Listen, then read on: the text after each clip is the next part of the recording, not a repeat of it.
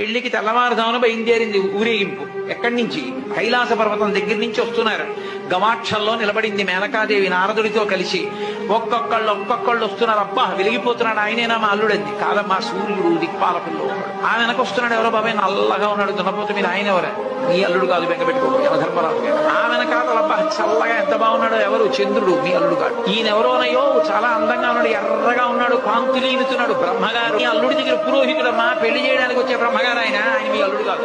ఓ అలాగా, ఇతనెవరో నీలమేఘశ్యాముడు, చాలా అందంగా ఉన్నాడు, శాంతాకారం భుజగచైనం పద్మనాభం సురీశం. అమ్మా, ఆయనకి మీ అల్లుడికి భేదం చెప్పకూడదు కానీ ప్రస్తుతం మీ అల్లుడు కాదు. ఆయన వెళ్ళిపోయాడు, ప్రదోష వేళ అయిపోయింది. రాడు వెడుతూనే ఉంది ఊరేగింపు. వస్తున్నారు మగపెళ్లి వారు.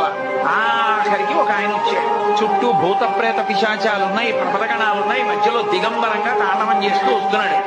అడగలేదు మేనకాదేవి ఆయన మక్కుడు. నారదుడే చెప్పాడు, ఆయనే మీ అల్లుడమ్మా అని మెట్లు దిగి వెళ్ళిపోయాడు. ఈవిడ గబగబా మెట్లు దిగి తిన్నగా పార్వతీ దగ్గరికి వెళ్ళింది. నిన్ను చంపినే చచ్చిపోతా, వాడా దొరికాడు నీకు కనుక తపస్సోట అడలుడేమిటే.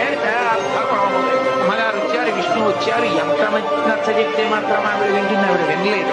ప్రపంచంలో తన కన్యాదానానికి తను త్రికరణ శుద్ధి లేకుండా చేసి తన పెళ్లి తానే పాటు చేసుకుని తలవంపులు తెచ్చుకుని అవమానాలు పడి పెళ్లి చేసుకుని లోకాలకి తపోభూములు నిలిపినటువంటి ఉదాహరుడు పరమశివుడు ఒక్కడే.